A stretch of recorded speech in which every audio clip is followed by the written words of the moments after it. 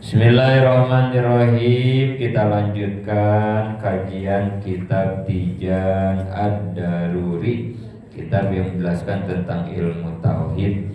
Kemarin kita masih membahas awal-awal penghantar tentang kitab Tijan Ad-Daruri ini.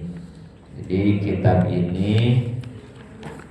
Tijan ini kitab yang akan membahas tentang ilmu tauhid, ya. Kemarin kita sedang sebagai penghantar kita membahas tentang rukun agama kemarin itu, ya. Rukun agama berapa kemarin tuh? Tiga. Satu, iman. Dua, Islam. Tiga, ihsan. Orang yang ingin benar agamanya berarti rukun yang tiga itu harus ada, harus punya iman, punya Islam, dan punya ihsan, baru orang itu disebut beragama, gitu ya. Kemudian iman itu kaitannya sama apa kemarin? Akidah, ya. Kalau Islam ibadah, kalau ihsan akhlakul karimah, ya. Kalau pengen bener akidah kita, pengen bisa tentang urusan akidah, ngajinya ilmu apa? Tauhid. Nah, ini salah satunya nih, Tijan. Nah, ini kitab Tijan berarti kitab tauhid yang akan ngatur urusan akidah, gitu ya. Dalam tauhid ini, dalam Tijan. Kalau masalah ibadah, ilmunya apa? Fikih kalau ibadah maya. Kalau akhlakul karimah, tasawuf. Nah, jadi tauhid, fikih, dan tasawuf. Nah, ini tiga ilmu ini makanya hukumnya jadi fardu ain mengkajinya, ya. Jadi fardu ain. Kenapa? Karena ilmu yang tiga ini ilmu yang mendorong, membuat kita jadi benar akidah, ibadah, dan akhlakul karimah, gitu ya. Jadi makanya mau pelajari tiga ilmu itu mah hukumnya jadi fardu ain, ya. Jadi fardu ain itu kewajiban setiap manusia, pribadi manusia, nggak bisa diwakilkan, ya. Nggak bisa diwakilkan. Kayak sholat 5 waktu, kayak puasa Ramadan, itu fardu ain, gitu ya. Nggak bisa diwakilkan. Jadi suaminya kudu ngaji, tauhid, fikih, tasawuf, istrinya juga, anak-anaknya juga semua wajib mempelajari tauhid, fikih, dan tasawuf karena ini fardu ain. Tanpa mempelajari ilmu yang tiga tadi, ya akidah kita, ibadah kita, akhlak kita nggak bakalan benar, ya. Kalau nggak benar berarti kita belum termasuk orang yang beragama dengan benar juga, gitu ya. Kemudian kalau bicara tauhid tentang akidah, kemarin bahasannya ada berapa? 3. 1, akidah uluhiyah, akidah yang berkaitan dengan Allah. Jumlahnya ada 41.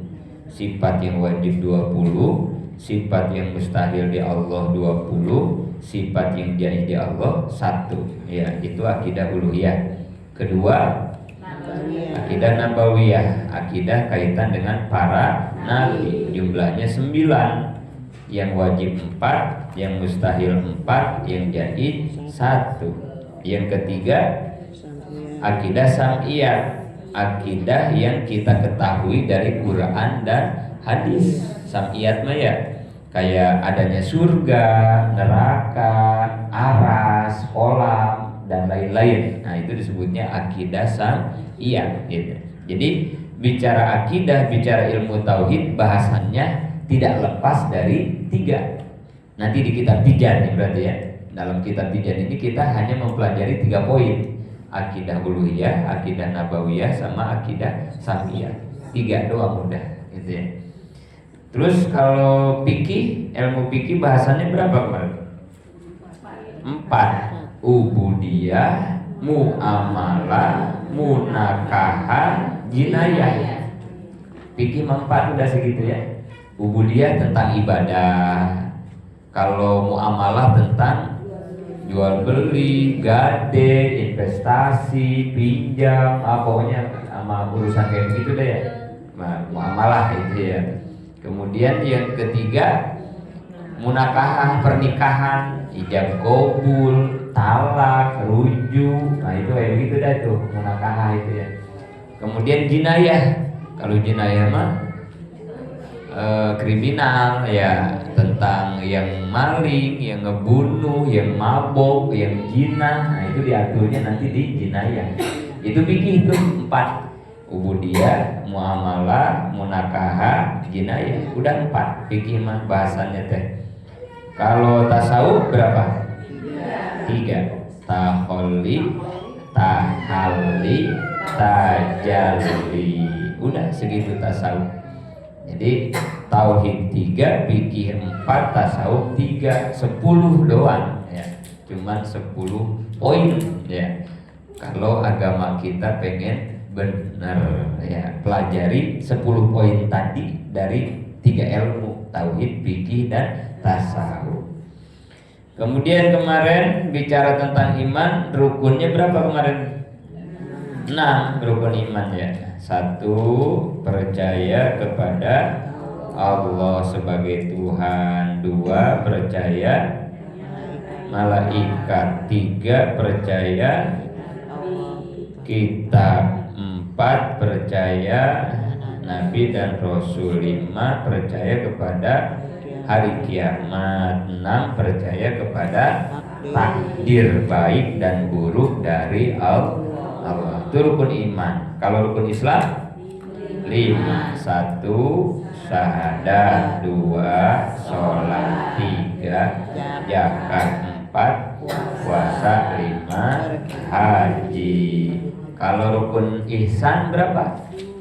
2. 1, ibadah seakan melihat Allah. 2, ibadah seakan dilihat. Nah, jadi yang pertama melihat, yang kedua dilihat. Bagusan mana? Melihat. Bagusan dipanggil apa terpanggil? Terpanggil. Jangan sampai lupa ya, tahun depan kita semua terpanggil ibadah haji. Amin.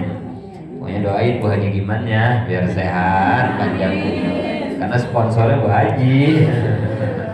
Usahanya tambah lancar, milik rezekinya ya.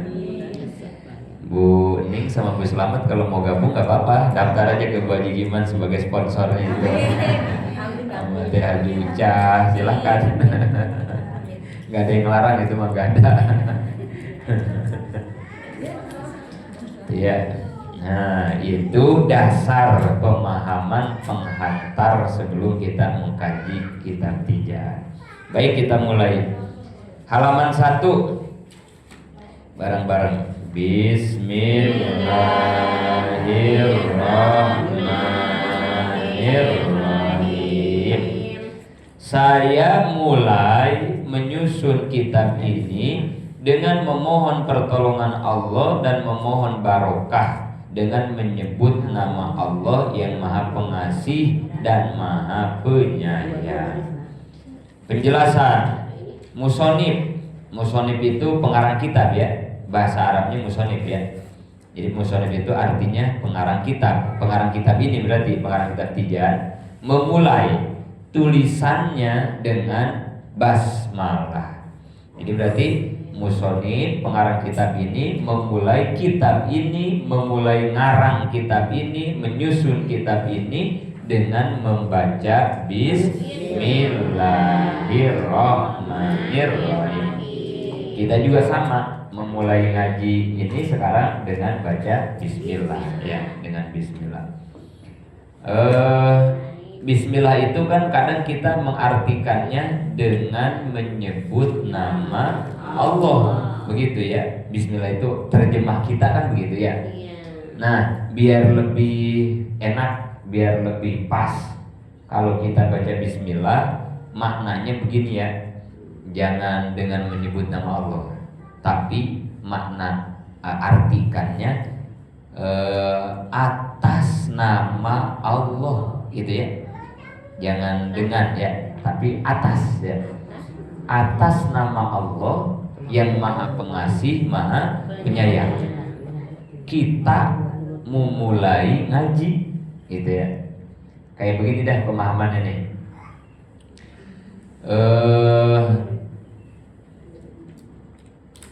Kita disuruh presiden,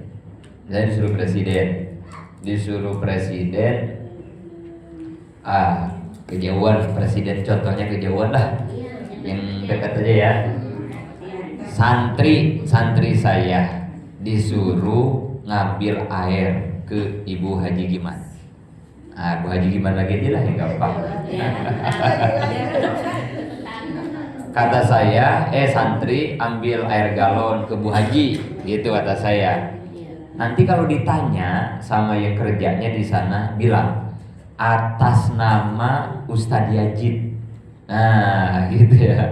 Atas nama Ustadz Yajid saya disuruh ngambil air galon. Nah, jadi dengan menyebut nama Allah, atas nama Allah, kita mau mengerjakan sesuatu nih ya, mau ngaji, mau makan kan selalu harus diawali bismillah tuh.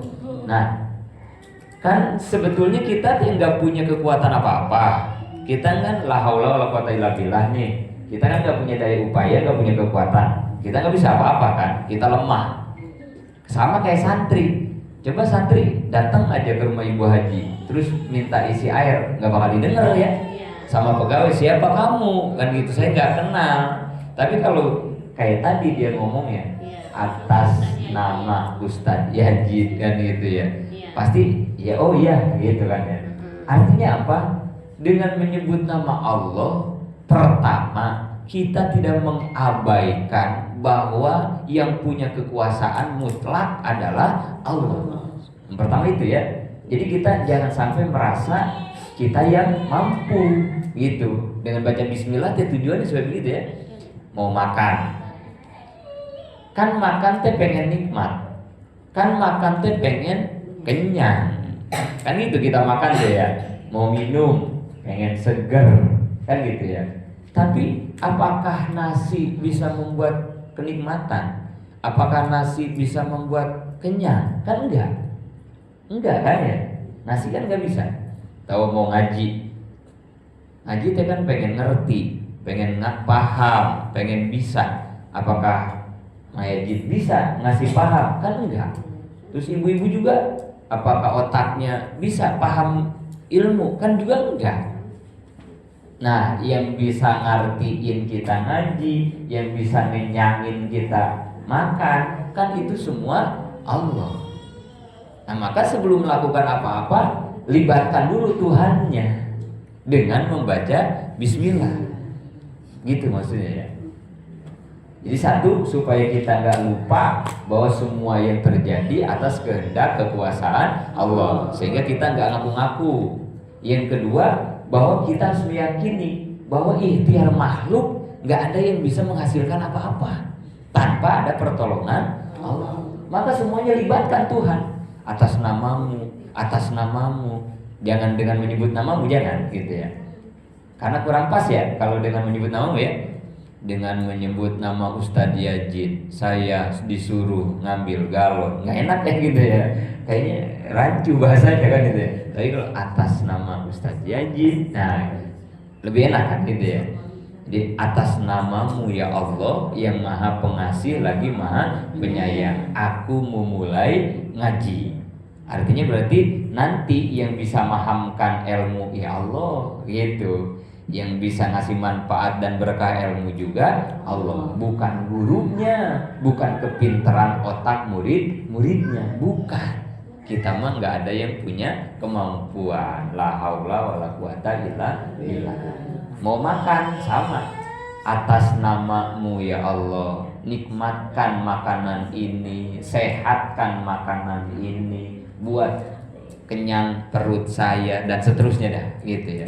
Dengan atas nama Tuhan, atas nama Allah, gitu ya. Nah, itu sedikit pembahasan ketika kita membaca bismillah, jiwai, rasakan maknanya seperti itu ya, seperti itu. Mau naik motor, mau nyapu, mau apa aja kan kita bismillah gitu ya. Cuman kalau pemahamannya nggak dipasin, kadang ya bismillah bismillah doang akhirnya kan kita ya kurang mantap bismillahnya kan gitu ya, kurang nendang ya, bismillah doang jadinya bismillahirrahmanirrahim, nah gitu doang gitu ya. Tapi kalau dipahaminya kayak tadi pemahamannya, mudah-mudahan ketika baca bismillahnya lebih greget gitu ya, bismillahirrahmanirrahim kan gitu ya. Atas namamu ya Allah, engkau yang maha pengasih, engkau yang maha penyayang kan ini. Berikan saya pemahaman, berikan saya kesehatan, jangan kau buat makanan ini jadi bahaya, jadi madarat. Selamatkan perjalanan kami, jangan ada macet, jangan ada celaka, jangan kan gitu ya, panjang jadinya kan gitu ya. Tapi tetap awalnya yang dicantumkan nama Allah. Kita nggak berlindung kemana-mana, kita nggak minta tolong ke siapa-siapa kan, Allah dengan Bismillah. Sama ini juga ya, musonif memulai dengan Bismillah. Alasannya apa? Satu, bermaksud mencontoh kitab Al-Quran, karena Al-Quran dimulai dengan Bismillah. Ini alasannya ya. Ini pertama, kenapa kitab Tijan ini oleh musonif diawali dengan Bismillah? Pertama alasannya karena bercontoh, mencontoh kepada Al-Quran. Karena Al-Quran itu diawali dengan Bismillah. Dan semua surat di Al-Quran diawali Bismillah semuanya, kecuali satu surat ya, surat apa? At-Taubah ya. Nah itu mah tidak diawali Bismillah. Jangan baca Bismillah ya. Kalau baca At-Taubah jangan baca Bismillah, cukup baca ta'uz. A'udzu billahi minas syaitonir rajim. Nah itu At-Taubah itu aja ya. Di awal, di tengah, pokoknya di mana aja baca At-Taubah mah jangan Bismillah. Kenapa? Karena At-Taubah itu menjelaskan peperangan. At-Taubah itu surat yang menjelaskan tentang peperangan. Peperangan kan kasar, kejam, sadis, namanya juga perang, bunuh-membunuh kan gitu ya. Sedangkan Bismillah ayat yang penuh dengan kasih sayang. Jadi enggak matching ya, ayat kasih sayang dimasukin ke surat peperangan gitu. Makanya jangan baca Bismillah atau bahwa itu doang, satu surat itu yang enggak boleh baca Bismillah atau bahaya. Itu yang pertama ya. Jadi Al-Quran diawali Bismillah, semua surat di Al-Quran diawali Bismillah kecuali At-Taubah. Maka kita juga musonif memulai ini dengan Bismillah. Kemudian juga kalau dalam Quran pertama, Quran itu berapa juz? 30 juz. Suratnya berapa? 114. Hurufnya ayatnya berapa? 6.666 ayat. Hurufnya berapa ya hurufnya ya itu ya? 25. Banyak banget itu ya. Tapi ada yang hitung, ada itu ya hurufnya ya. Hurufnya. Nah, dari Quran yang 30 juz, Quran itu ada sumbernya, sentralnya, pusatnya, atau pemimpinnya gitu ya, atau hatinya, qalbul Quran. Surat apa qalbul Quran itu? Qalbul Quran, Yasin. Hatinya Quran, sumbernya, sentralnya ya, pemimpinnya Quran itu surah Yasin ya. Qalbul Quran, hatinya ya, hatinya itu Yasin. Pusat Quran itu Yasin. Makanya ya dari dulu kita sama guru sama ulama diajarinnya Yasinan mulu gitu ya, Yasinan. Bukan lagi ngebeda-bedain surat, bukan ya, bukan surat Quran yang lain nggak bagus, bukan. Karena memang Yasin mah spesial, Allah spesialkan, posisinya beda sama surat-surat lain gitu. Kayak kita bacanya Yasin mulu, padilahnya beda ya. Baca Yasin sama baca Al-Baqarah beda. Walaupun Al-Baqarah panjang suratnya ya, ayatnya panjang ya, tapi padilahnya tetap lebih unggul baca Yasin ya. Ulama kita, guru kita lebih hebat lagi, udah mah Yasin itu unggul, diunggulkan lagi, dibikin Yasin Padilah ya. Ada Yasin Padilah ya. Itu jadi diunggulkan lagi gitu ya, Yasin Padilah. Beda padilahnya ya, beda dengan surat lain. Karena Yasin itu adalah qalbul Quran, hatinya Al-Quran. Pokoknya hajat apa aja lah gitu ya, dengan baca Yasin itu insya Allah ya, dengan mendawamkan kita baca Yasin. Kemudian dari 30 juz Al-Quran diringkas oleh Allah ke dalam satu surat. Surat apa? Al-Fatihah. Al-Fatihah. Makanya Al-Fatihah disebutnya induk Quran, ummul Quran. Ummul itu artinya apa? Ibu, umun. Umun itu artinya ibu ya. Ibunya Quran adalah Al-Fatihah ya. Bapaknya Quran apa? Bapak abun ya. Kalau bapak bahasa Arabnya abun ya. Kalau ibu umun. Kalau ibunya Quran Al-Fatihah. Nah, suaminya bapaknya siapa? Surat apa?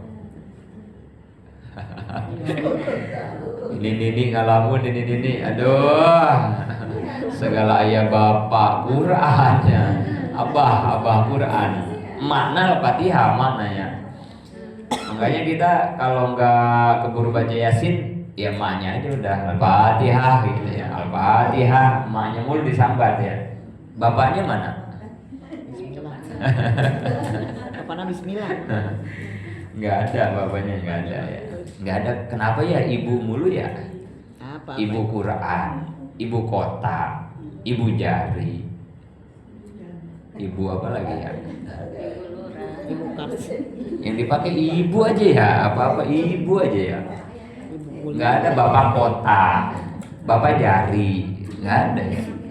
Ibu jari jempol. Adanya orang. Ibu jari, ibu kota Indonesia, Jakarta pindah ke Pindah ke Kalimantan, pindah ke Kalimantan. Nggak ada bapak ya, kenapa ya nggak ada bapak ya? Ibu, umi aja ya, ibu. Ternyata kenapa agama Allah menitip beratkan sesuatu itu, menyandingkannya ke ibu, termasuk Kangjeng Nabi Muhammad. Kangjeng Nabi Muhammad itu titelnya Al-Ummi ya. Nabi Muhammad itu Al-Ummi kan ya. Nabiyil Ummi, Nabi yang Umi ya. Umi itu apa? Ibu. Nabi ibu. Nabi ibu ya. Nabi ibu. Ternyata ibu itu punya karakter yang tidak dimiliki oleh bapak. Apa karakter ibu? Mengayomi, melindungi. Ibu kan gitu ya. Ibu. Nah itu yang nggak dimiliki oleh seorang bapak. Nggak bisa karakter seorang bapak menjadi pemimpin, maksudnya bukan pemimpin, apa ya? Mengayomi, mengurus gitu ya, mendidik, ngasuh, nggak bisa tuh ya.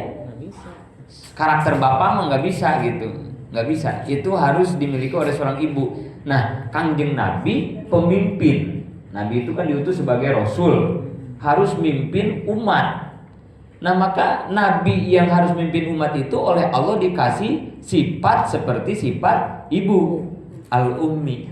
Kemudian bekalnya juga Quran, yang Quran itu punya ibu, namanya Ummul Kitab.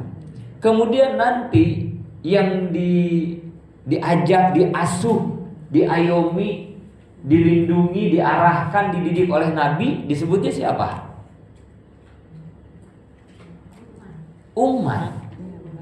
Umat Nabi ya. Umat Umi juga bukan? Umat juga umi kan? Sama kan? Umat, ummi, sama itu juga ya. Pemimpinnya Nabi al-Ummi, pedoman yang dipakai mimpinnya Al-Quran Ummul Kitab, yang dipimpinnya namanya umat. Nah itu juga. Jadi pemimpinnya punya sifat kasih sayang, gitu ya, perhatian, melindungi, mengayomi. Kemudian pedoman hidupnya juga Quran penuh dengan kasih sayang, mengayomi. Dan nanti juga umatnya bakal punya sifat seperti itu. Umatnya tuh. Ini keistimewaan Al-Quran dan keistimewaan bahasa Arab gitu ya. Satu dasar kata dipakai untuk beberapa apa itu ya, subjek ya. Kalau pelaku itu apa berarti?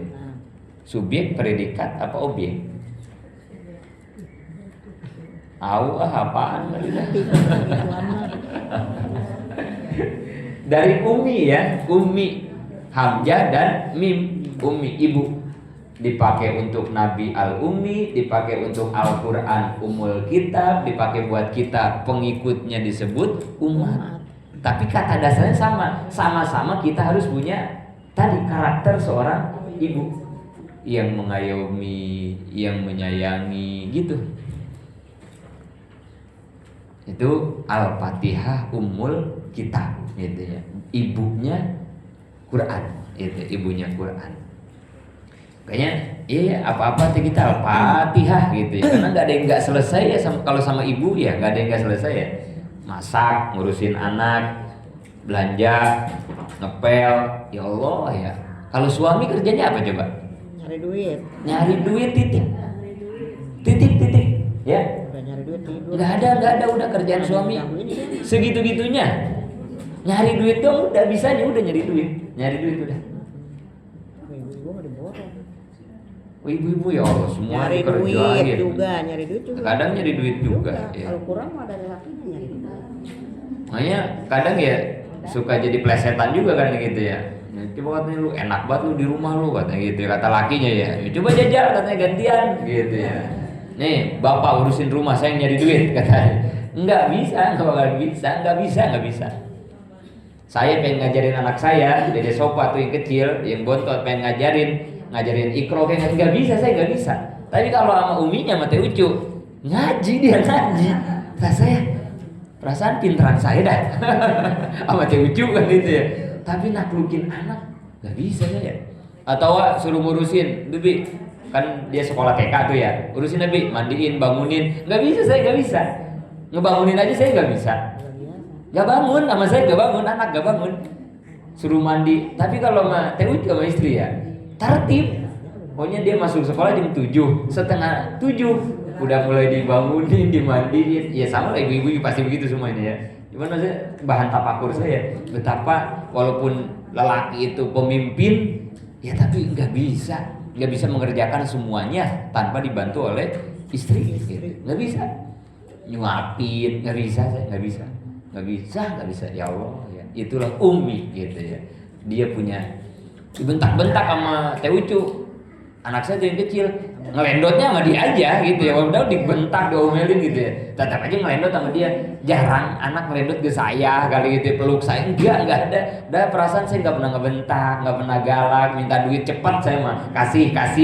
Coba kalau ke Uminya jajan mulu kan itu. Tapi kenapa nggak pernah ngelendot sama saya itu anak ya, sama bapak nggak mau dia, karena beda kali magnetnya getaran tadi. Saya nggak punya karakter Umi gitu, karena saya Abi kan itu beda gitu. Beda kali dah itu udah rahasia Tuhan, misteri itu ya. Fitroh ya nggak bisa dibantah udah itu ya. Jadi dari Quran diringkas menjadi satu induk namanya Al-Fatihah Ummul Quran. Nah, dari Al-Fatihah yang 7 ayat, Fatihah kan 7 ayat, diringkas lagi menjadi satu ayat, yaitu apa? Bismillah. Ya. Jadi Al-Fatihah diringkas menjadi satu ayat, Bismillahirrahmanirrahim. Berarti Bismillah itu mencakup 7 ayat Fatihah. Surat Al-Fatihah 7 ayat itu mencakup 30 juz Al-Quran, 114 surat. Berarti gimana kagak dahsyat ya? Baca bismillah sekali atau baca Fatihah sekali sama aja kayak sepuran gitu ya, sepuran. Itu nggak main-main itu ya, bismillah itu amal Fatihah ya Allah. Bismillah Fatihah. Ya, makanya juga akhirnya setiap mau mengawali apapun bismillah gitu. Bismillah aja kita, bismillah. Kalau bisa Fatihah, kalau bisa lagi Yasin, kalau bisa ya Sequran kan gitu ya. Tapi bismillah mah jangan sampai ketinggalan gitu ya. Mau ngobatin orang bismillah. Mau apa aja bismillah gitu ya. Karena ini ringkasan Quran, ternyata bismillah itu enggak main-main. Terus bismillah diringkas lagi. Bismillah diringkas lagi nih. Udah bismillah masih diringkas. Di mana diringkasnya? Bismillah itu diringkasnya di mana? Ba. Di ba. Di ba-nya, huruf ba. Itu di situ. Itu ba enggak main-main itu. Tulis ba, tulis di kertas. Jadi jimat udah itu asli. Udah itu mah ba mah udah. Udah enggak ada yang bisa ngalahin itu mah. Tulis aja ba. Ba. Taruh dah di dompet apa di apa, udah ada jimat itu udah itu mau udah nggak ada yang bisa macam-macam dah, setan iblis apa juga udah ngeri udah sama itu sama bak itu ya, sama bak itu ya, udah itu mah jimat paling luar biasa ya. Tapi jangan ditulis ya ibu-ibu, ini mah saya mah ngomong ini doang maksudnya ya, jangan dipraktekin, ntar ditulis lagi jangan. Pakai isim. Jadi pada punya isim tapi ya. Enggak bukan. Artinya ba itu jangan main-main gitu ya. Huruf ba ya, beda mata. Beda mah jim, beda itu mah enggak terlalu, itu mah huruf biasa. Tapi kalau ba, wah udah. Bikana yakunu disebutnya nanti kalau di para ulama santri mah itu ya. Nah, ba diringkes lagi, masih diringkes itu ba ya. Ba udah hebat banget, masih diringkes lagi di mana? Titik. Ada titiknya gak Bang? Ada. Ah, itu dia. Itu titik, jangan main-main itu.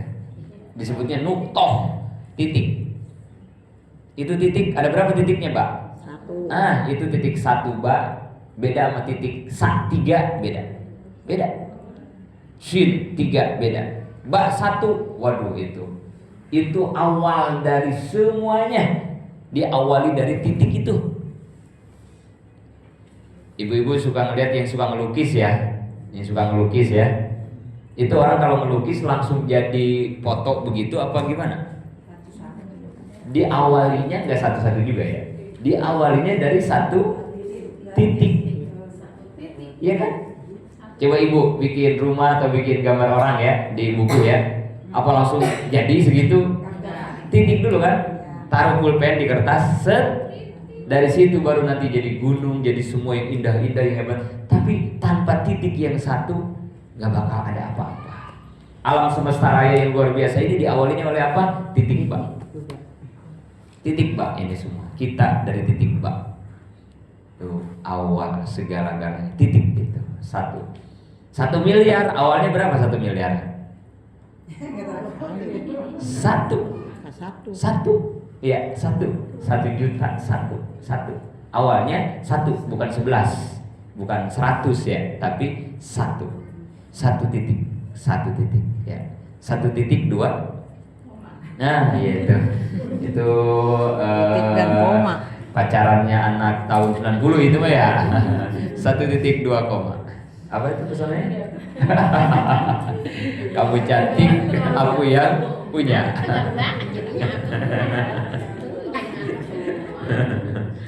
Jangan bergelak, nggak punya rayuan itu 1.2 koma.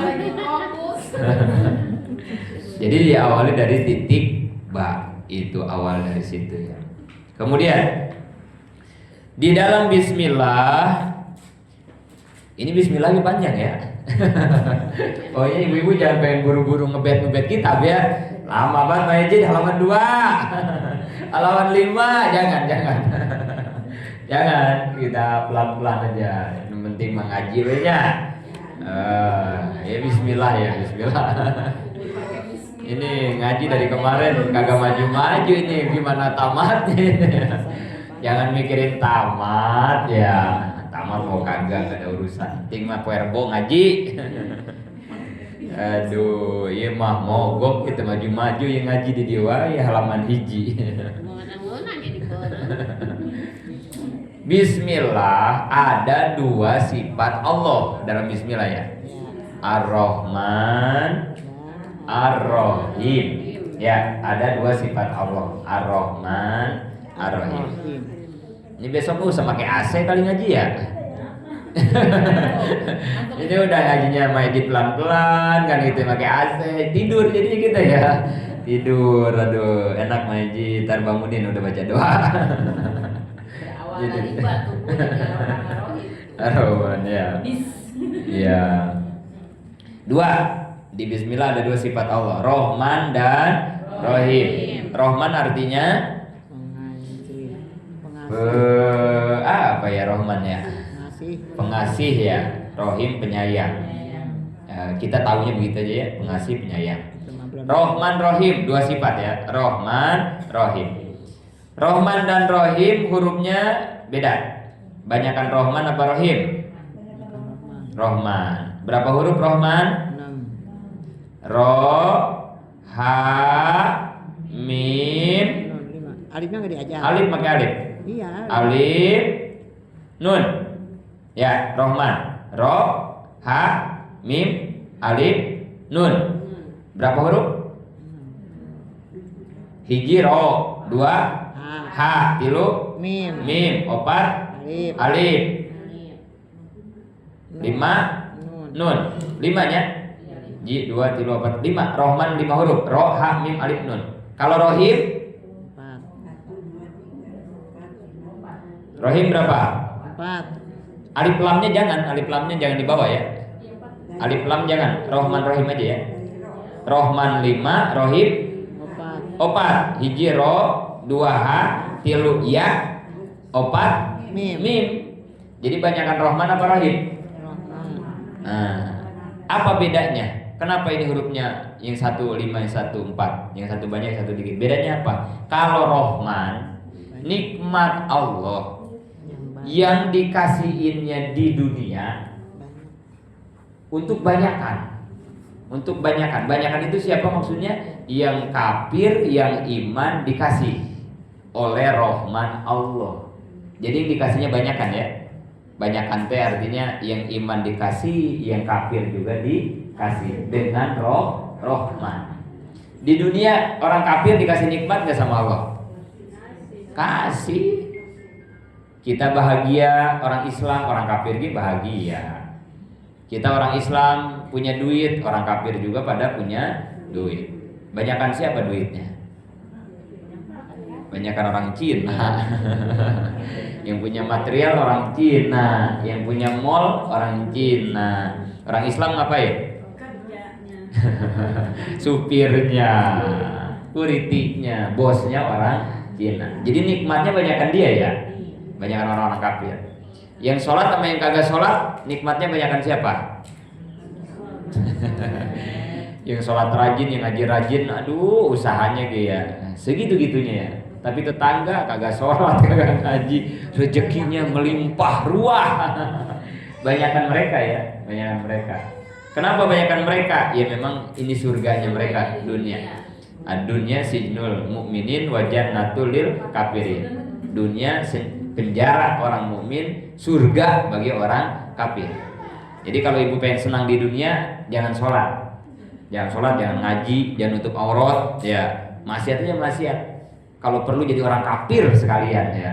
Oh itu rezekinya melimpah di dunia, ya di dunia doang. Lama apa sebentar? Sebentar doang, di dunia doang ya. Ya buat apalah di dunia, kita mah nanti aja yang abadi ya. Rohim, kalau Rohim 4, maksudnya 4 apa? Nanti Rohim mah dikasih nikmatnya di akhirat, nggak di dunia Rohim mah. Terus yang dikasihnya nggak banyak. Maksudnya nggak banyak itu apa? Hanya orang yang beriman saja yang dikasih nikmat di akhirat. Orang kafir dikasih nggak di akhirat? Enggak. Jadi orang beriman mah dikasih di surga. Nah, nikmatnya ya. Kalau orang kafir mah nggak dikasih, udah di akhirat mah ditaruhnya disiksa di neraka. Nah, itu perbedaan Rahman dan Rahim. Dua-duanya nikmat ya. Dua-duanya nikmat. Rahman nikmat Allah di dunia untuk mukmin dan kafir. Rahim juga nikmat Allah di akhirat hanya untuk orang beriman, gitu ya. Rahman dan Rahim disatuin jadi apa? Rahmat. Jadi bapaknya Rahmat, anaknya Rahman sama Rahim gitu. Udah itu paket lengkap gitu. Jadi yang disebut rahmat itu apa? Perkumpulan, perpaduan antara Rahman dan Rahim. Jadi rahmat ya. Ayo mang rahmatnya. Ini Saya Haji. Maboen, anak Maboen oh. Iya. Anak Maboen tuh, anak Maboen. Oh iya, mana mang rahmatnya. Iya. Berarti abahna Rahman. Anaknya kan rahmatnya. Eta teh perpaduan antara Mang Rahman jeung Mang Rahim, jadina Mang Rahmat gitu. Jadi rahmat itu ya. Rahman dan Rahim Allah itulah rahmat disebutnya ya. Geus kadinya lah nya, engke nomor 2 isukan. 2 mengamalkan hadis Nabi. Mudah-mudahan manfaat.